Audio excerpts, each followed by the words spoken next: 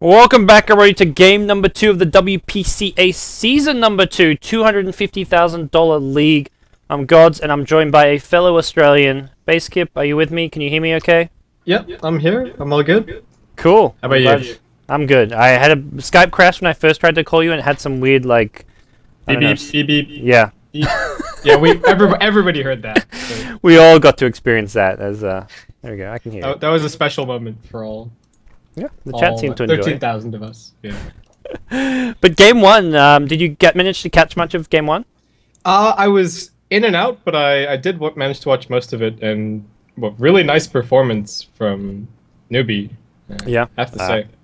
Newbee looking really strong here. It kind of came from the laning stage. Like, LGD kind of drafted this lineup, which was meant to have a good offensive trial in which countered the lifestealer, but they just switch up their lanes, put the lifestealer mid and the puck in the safe lane, and it kind of just ruined LGD's entire strategy in a lot of ways.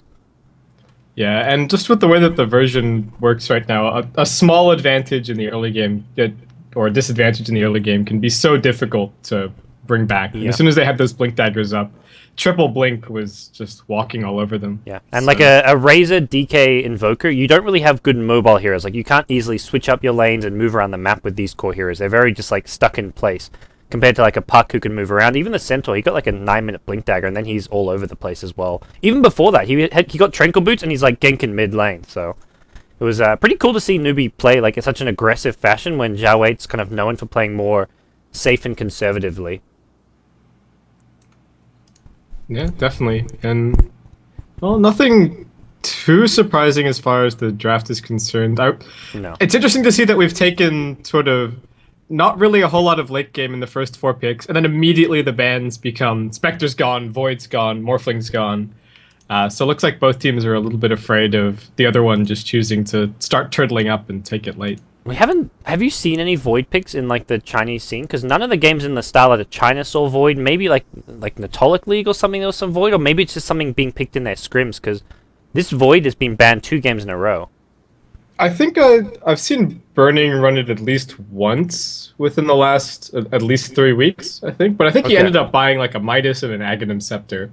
So it was a little bit more teamfight oriented than late game. But yeah, I haven't really seen it so much as a pick, but I have seen the ban drifting around. So maybe you're right. Maybe it is something that they've been testing out in scrims and just haven't brought into the into actual competitive matches just yet. Yeah. Apart from that, good hero though. Oh yeah. I agree. Good hero. His laning not the best, but the way teams aren't really going trialing versus trialing, you're pretty much guaranteed to get some farm in your safe lane always. So definitely viable in all potential cases here. We are going to see LGD with a Puck AA, so they get the AA this time around. We can see AA. He gets picked and banned in pretty much all matches nowadays. Similar story for the Shadow Shaman when it comes to the Chinese scene. Less so the Western teams, but the Chinese teams really prioritize this Shadow Shaman. Yeah, the Shadow Shaman and AA I would definitely say are the premium supports in the East at the moment. And it's disgusting if you give away both of them to one team, because you're always pushing into Ice Blast, which is ridiculously difficult, and you're always trying to trade towers against Serpent Wards, which you just can't do. The DPS is way too much. So you do have to try and either ban them or just make sure that they get split evenly across the 2 teams. And that does fix the draft a little bit, or at least from the perspective of what the Oz teams, the C teams, and the Chinese teams are doing. Like you said, the Rasta is not such a huge pick in the West right now.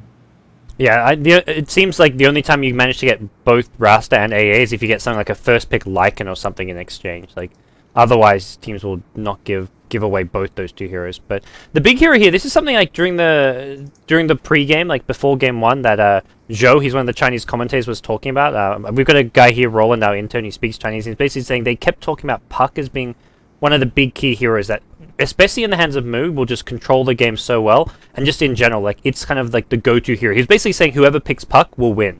And that's what happened in game 1. So we'll see LGD with Puck in game 2. That's what happened in Navi Alliance last night as well. I think Puck is ridiculously good, like, as a hero. No, I don't know if that's fair to say. I think Puck is extremely well balanced. Yeah, I don't think he's overpowered. If you told me like, oh, Puck in 6.81 is going to get a nerf, I would be like, are you out of your mind?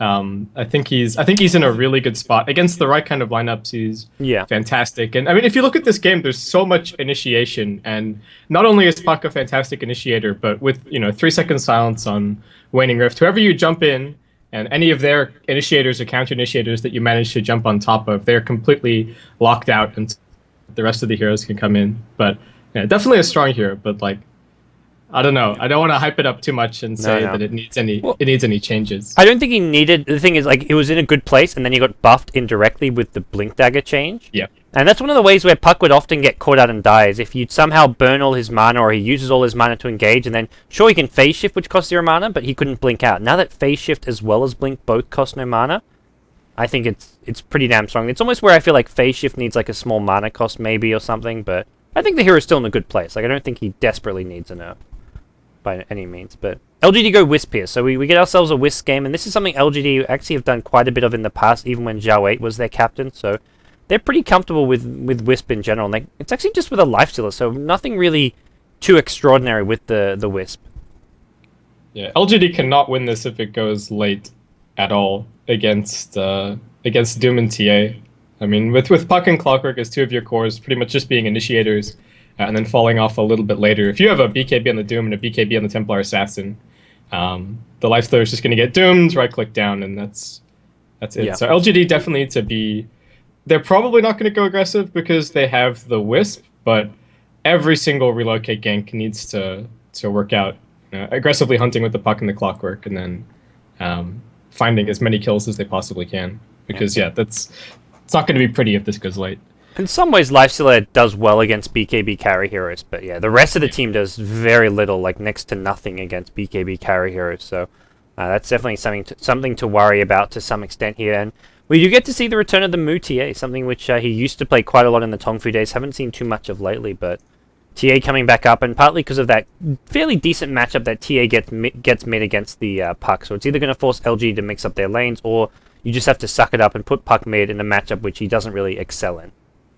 Yeah, they could have the Ancient Apparition start out mid a little bit as well and just throw in a Chilling Touch, try and zone the TA and make sure that the Puck gets the entire first wave to himself, make sure that he gets all 4 CS, and that can be one way to help mitigate that a little bit, but we'll see what they end up doing. Yep. No, okay, look. No, yeah, this is going to be mid Puck. Never mind. I saw IC heading mid, I was like, what? But never mind. Alrighty, well, the guys on stream still actually seeing I've got the Chinese stream for the draft up just because they have cool little pictures and flashy things going on. But we'll get ourselves into the game now. It is going to be Team LGD playing over on the Dire side. We're going to have Icy, the offlane player, on the Clockwork. We see Yao playing the solo mid Puck. In the safe lane, it's going to be our tri lane DD on the Ancient Apparition, DDC playing the Wisp, and then finally Lifestealer in the hands of Zhao, Tuji, or Rabbit. Yep, and over on Newbee, we've got Zhao handling the Beastmaster, now the offlane for this team. Mu going to be heading towards mid as the Templar Assassin. We've got Hao on the Doom, King J on the Sand King, and to round things out, we have Banana on the Shadow Shaman. Yeah, so, I mean, the main kind of different pick we see coming out, which I'm excited to see, is the Beastmaster from Zhao 8. We don't get to see too much Beastmaster as of late, and a hero that's somewhat forgotten at times, but he's going to be in the offlane, does have the luxury to go back to his Ancients every now and then, can stack that, can catch up on farm if he gets zoned out, but in general this offlane is not going to be a very fun place for him to find any farm.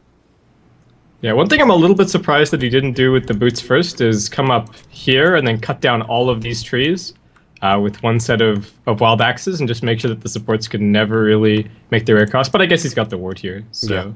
It looks like you should be alright. But it is something that you can do with just one set of wild axes at level 1. And you can even make it all the way back to base to regen mana as well with boots and still make it to the lane in time.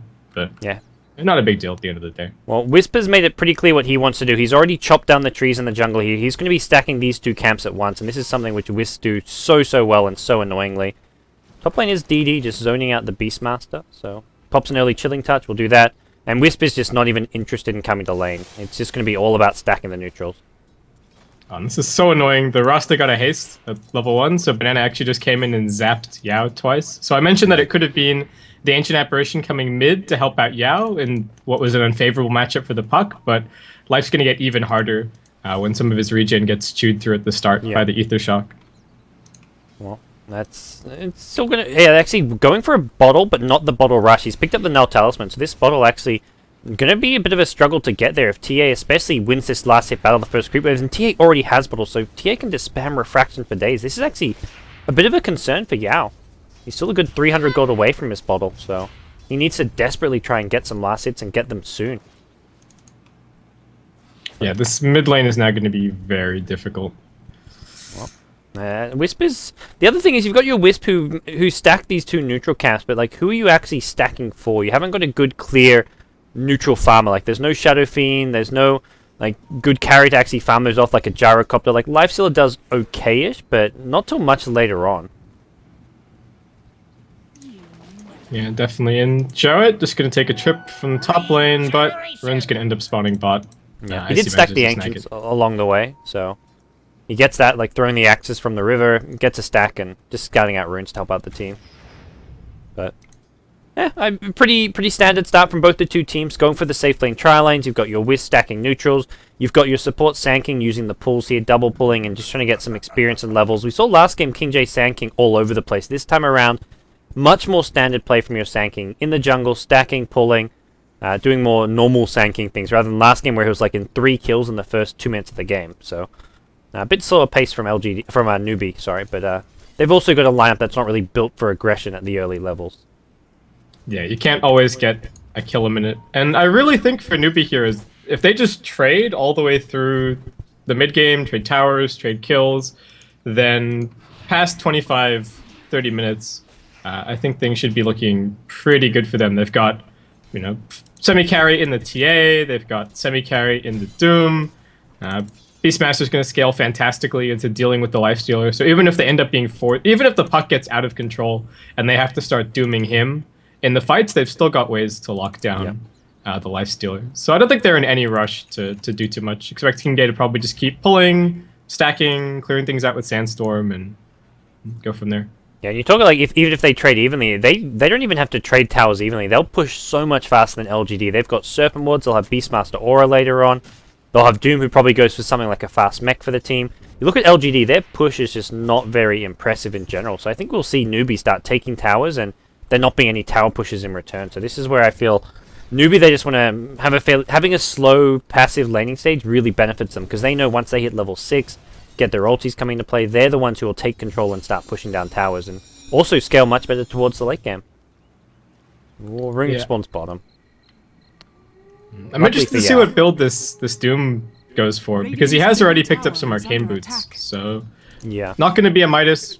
Personally, I'm actually a fan of the Midas on Doom. Even if you're safe lane and you're still planning to go for a mech, it only slows things down by, say, 2 minutes tops, and it means that when you pick up the mech, it doesn't even really matter if you don't immediately get use out of it, because your farm's still fantastic. Yeah. So we'll see. I mean, based on the arcane boots, normally you get the arcane boots just to help out your mana pool because you are going to go for a mech. So I think we probably see a mech build coming out from Hal, but yeah, no other good mech. Well, Beastmaster's an okay mech buy, but he's not going to have it for some time since he is in that off-lane suicide solo role.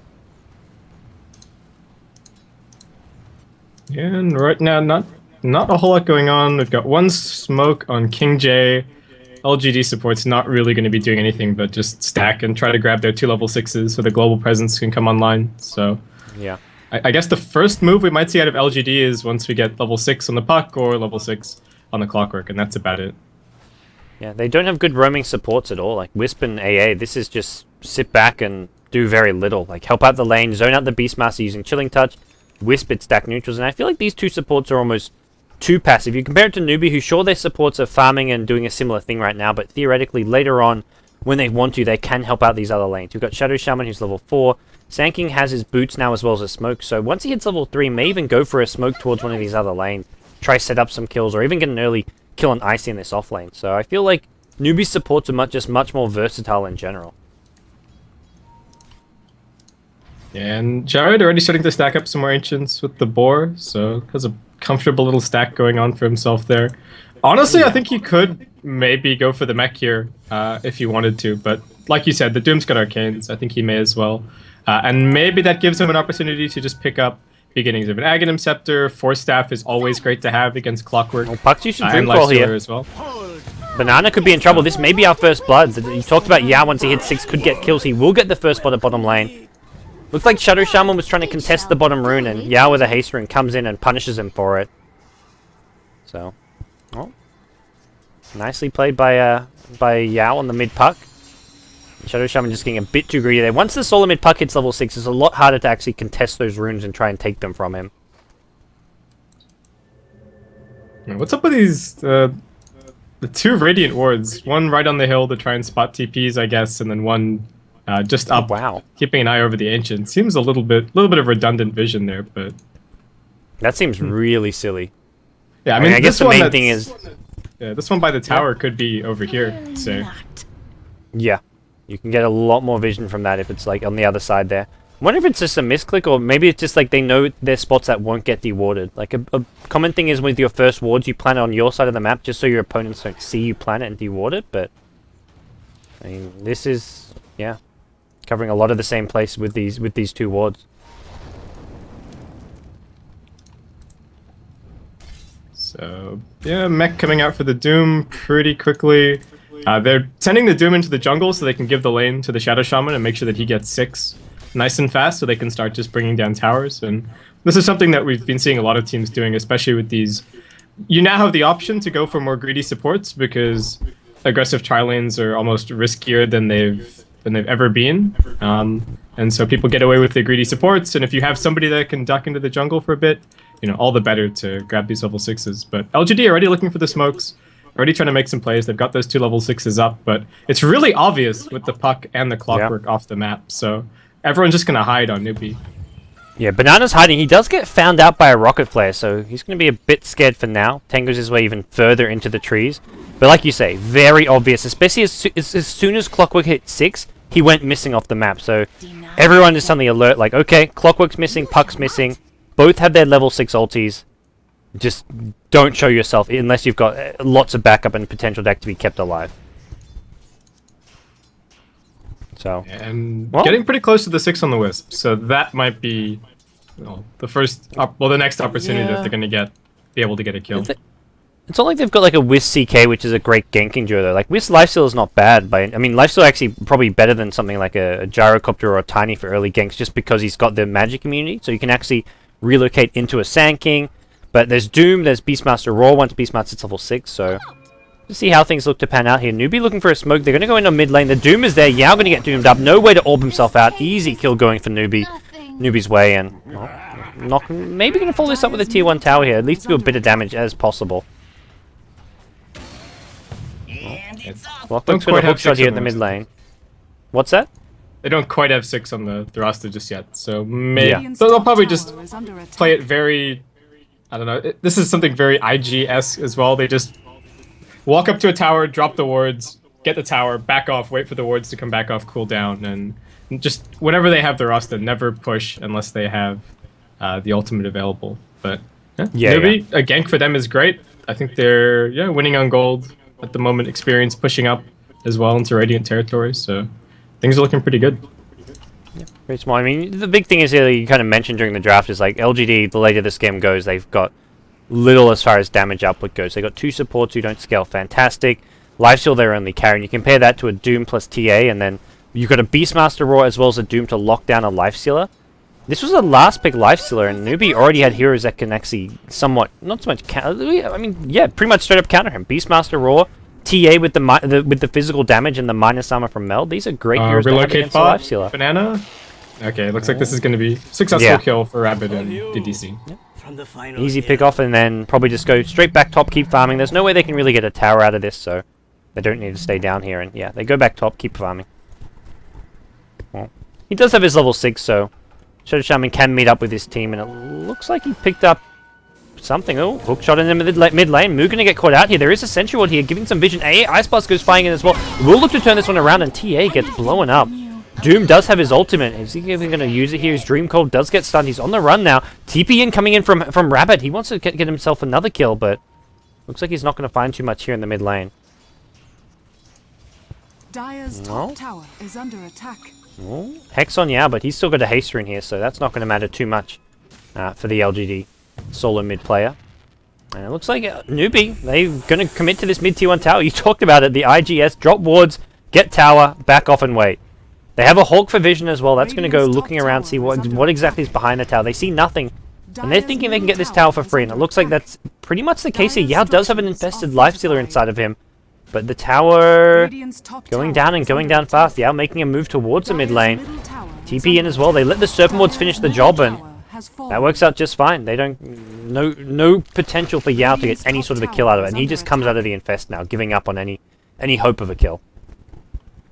Yeah, and you touched on it during the little bit of play-by-play before, that LGD, they get kills, but the question is, can they translate those kills into actually getting a tower, into restricting the farming space that Newbee have available? Because their lineup just makes such better use of the map. They've got a Beastmaster to stack and farm Ancients, they've got a Doom who can very quickly move through the jungle, not to mention Devour, and every little scrap of farm on their side of the map they can get. Out for LGD, not necessarily the case. So even that's working against LGD as we move late, and they don't have a single hero to really push towers, so they have to win almost 3-0 fights to be able to do anything. Yeah, they have got this big neutral stack, which it looks like finally they're going to farm. Yao's like, well, I guess I'm the one who has to farm this. I've got the AoE damage, so I don't know if that was the plan from the get-go, but I guess it's just an efficient use of time. Like, someone will use it, will farm it eventually for the Wisp, so he may as well stack it, but it's, well, I guess they clear it out pretty easily using the Clockwork plus Puck there and get a bit of gold. Then they go for a smoke as well, so once again, Puck and Clockwork missing off the map. It should be somewhat obvious they're up to something, but once again, we may just see Newbee drop the wards, look to bring down the tower, then back off at this bottom lane. Yeah, and LGD are about to hit their really big timing, which is Mech on the Clockwork, Blink on the Puck, and the Armlet on the Lifestealer. So that should be the peak of their strength. That should be easy fights for them, in theory, if they're going to have any chance in this game.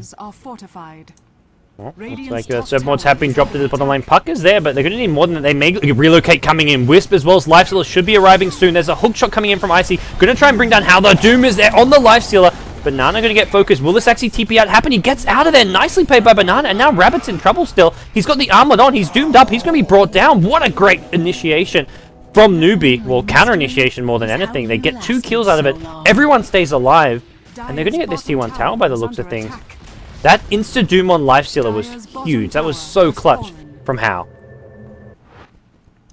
Yeah, and Lifestealer is their only sustained source of damage, so as soon as he gets locked out, that's trouble. Also, I'm a little bit surprised he went for the Armlet build. I didn't think about it at first, but going Armlet against the Doom is... You want the armor against the TA, because otherwise you're going to be a pretty sad Lifestealer, but if you get doomed with the Armlet on, that's really sad times. So yeah, I don't know. I guess he couldn't really have gone for anything.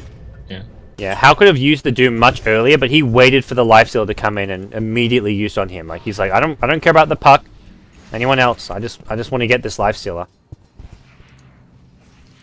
Yeah. The other thing is, it's nice as far as their timing is concerned as well, right? With the Blink, the Mech, and the Armlet. But I think he's the only one that's going to get doomed for the rest of the game. I don't think Hal has any reason to doom anybody else. And well, Newbee, things are looking really good. They're 2 towers up with the better late game lineup, leading in gold, not leading in experience, but I don't know if that really matters. And yeah, what can LGD do? They have to keep trying to use this pick-off oriented lineup to get something done.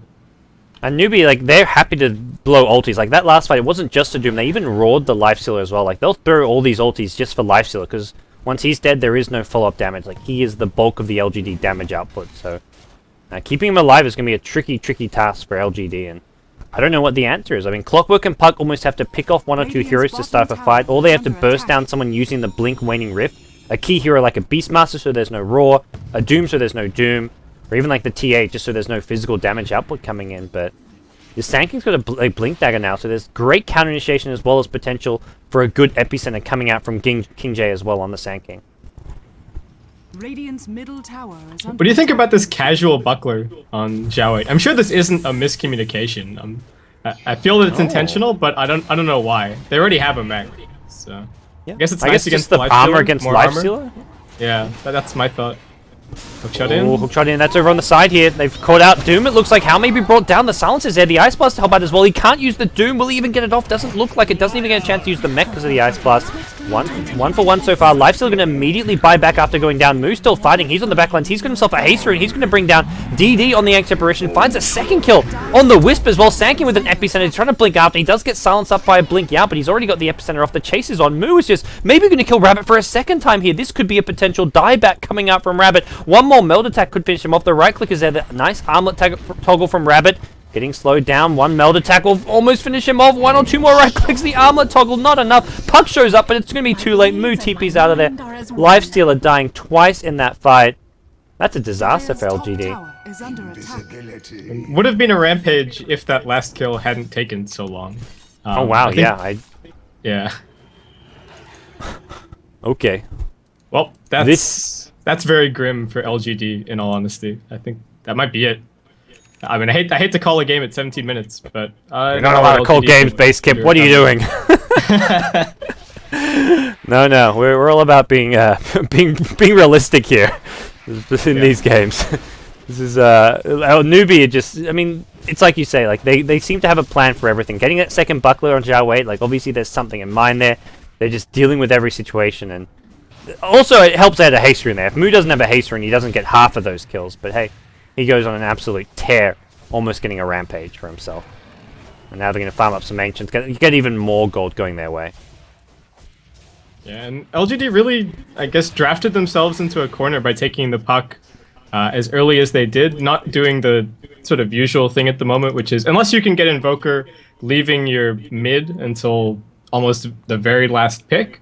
And then also, in phase 2, they picked up the Clockwork, so they had already put themselves in a situation where a single core had to do all of the damage. And, well, if that's going to be the case, Newbee just immediately... They have a Doom, they have a Roar. It doesn't matter what that core is. They're going to die. So, well, LGD's still going to be looking for pickoffs. Let's see what they can do bottom lane. Yeah, they're going to rotate a lot towards this bottom lane. How gets coiled up, but he just runs his way out of there. The A Ice Blast is going to be followed up by a hookshot as well.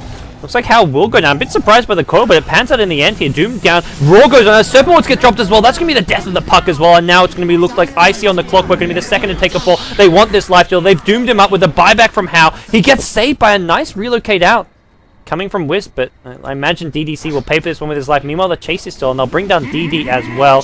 He goes down to a meld attack. Monster kill on Hal, and Wisp, well, he's got nowhere to run. He will tether himself a bit further away, but King J is there with a Burrow Strike. We'll catch out the Wisp as well. Triple kill for Moo.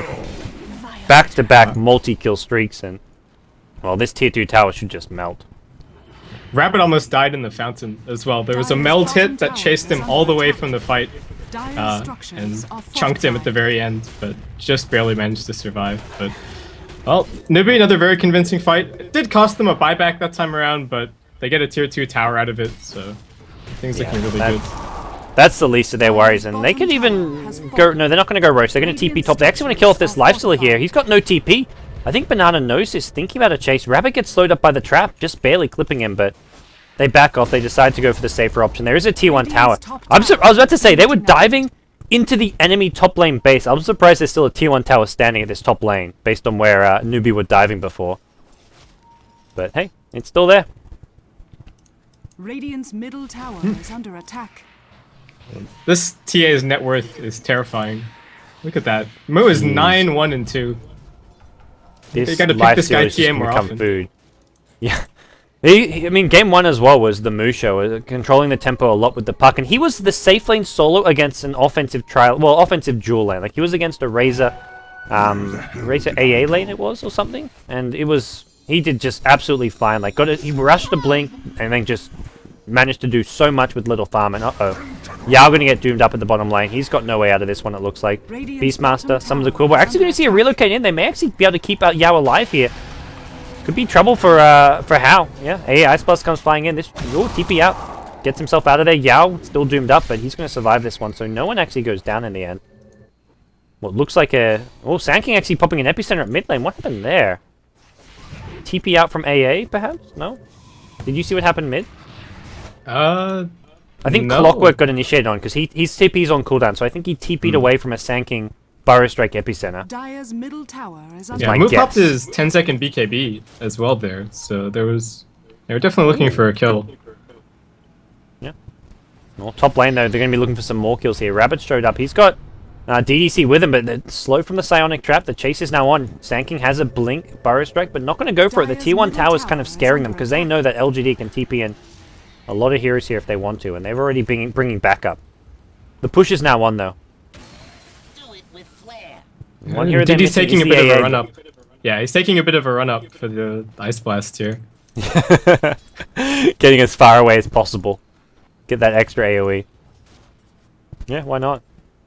I think for Newbee though, once they get the Doom BKB, that's where LGD run out of options for these fights, because they're doing just okay because they can kind of focus down How with a Blink Silence from the Puck, with a Clockwork Hookshot initiation, but the BKB will largely negate that.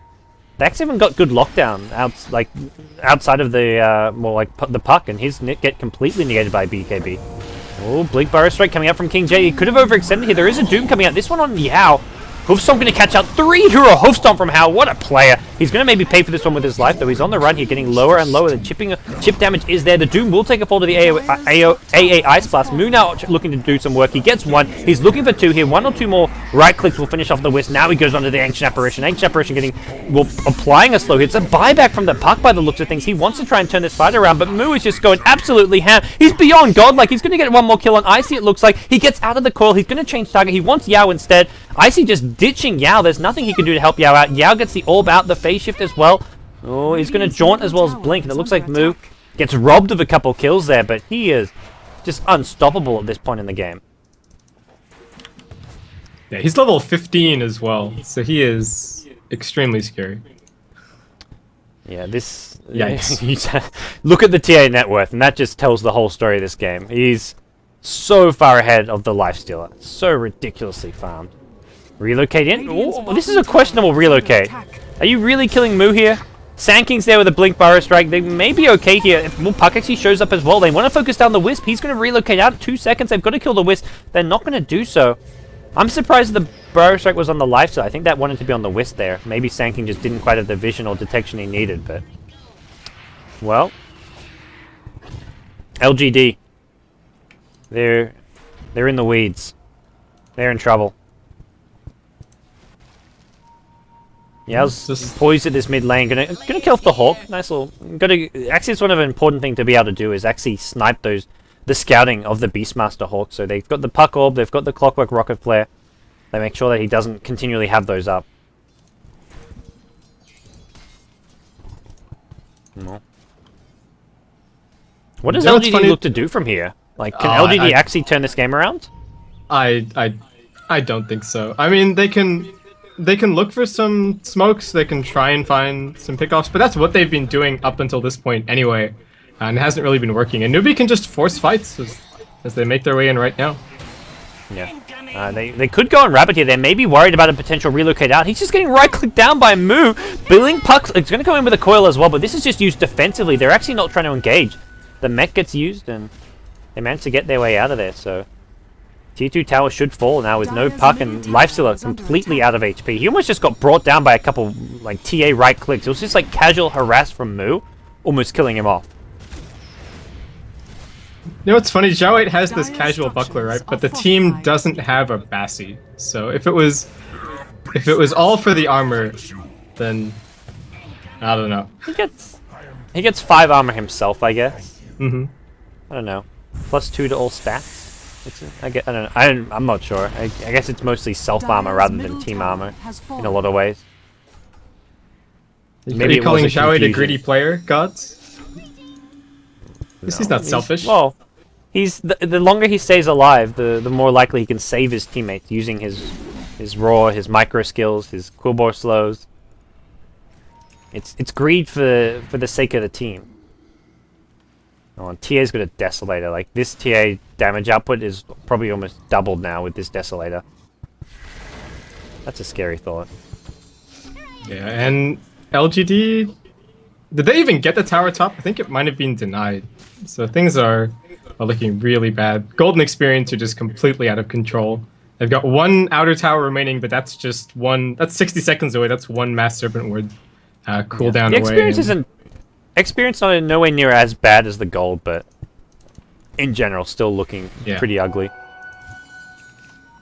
I can't believe LGD are using the Justin Bieber courier. That just made my day. That courier is hideous. I'm gonna come out and say it. That courier is just awful. It was originally called Justin Bieber, but then I don't know if it was Valve or community people whined, and it ended up being called like the Wood Chopper or something. Yeah, it's the wood chopper. It's wood chopper. I much preferred the Justin Bieber courier. Yeah, it's part of a tournament ticket, isn't it? Yeah, it was the We Play Season 2, I think it was. We saw a lot of this crew because that was the tournament we were casting, and it was the mascot. It was on like the trailer video before every game. You would see this courier, and we were just like laughing. It was one of those couriers. It's like it's so bad that we found it funny, but most people, as Reddit does, if they find it bad, it's just straight up bad. Like it has no place in the game. But there are some pretty offensive couriers. I guess couriers are the one thing where it's like, oh, okay, if it doesn't really fit the art style, if it's a little bit out of place, that's all right. I guess this one and that Slytherin one, the manta ray, the one that blots out the sun. That one's another big pet peeve as far as couriers are concerned. That one's just massive. Like that one takes up so much space. Roshan has fallen to the Radiant. But yeah. Anyway, so Newbee in the meantime have gotten Roshan with that Desolator. No contest from LGD whatsoever. So it looks like they're all just kind of sitting around, scratching their heads, waiting for the high ground push and hoping that they can somehow just out-initiate Newbee. But with double BKB on the Doom and the Templar Assassin, like, Hao just needs to slap his hand on the keyboard, and so long as one of the buttons that he hits is BKB, I think he's going to be okay. Yeah. The LGD lineup, like, that's another thing. Like, not only are they, like, a one-core lineup, they've got no actual, like, good stun. Like, they've got stun initiation, but there's no chain stun. Like, they don't have stuns that can prevent heroes from using BKB. You hook someone, as soon as the hook wears off, they BKB. You go in with a coil, as soon as the coil stun wears off, they BKB. Like, there's nothing really to keep heroes locked in place, like a Shadow Shaman, a Sand King Burrow Strike. They just don't have actual lockdown to deal with BKB heroes.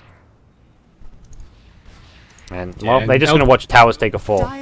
Yeah, they're just giving this one away. No reason to fight there either. There's an Aegis and a double damage up on Mu. So nobody wants to be anywhere near this Templar Assassin right now. I think she could honestly one-shot the AA or the IR here. Yeah.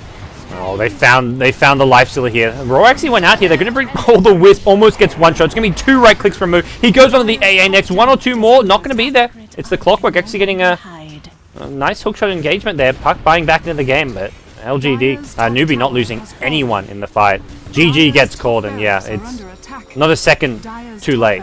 Or too soon, I should say. What a showing from Newbee, I have to say. Yeah, these guys look good.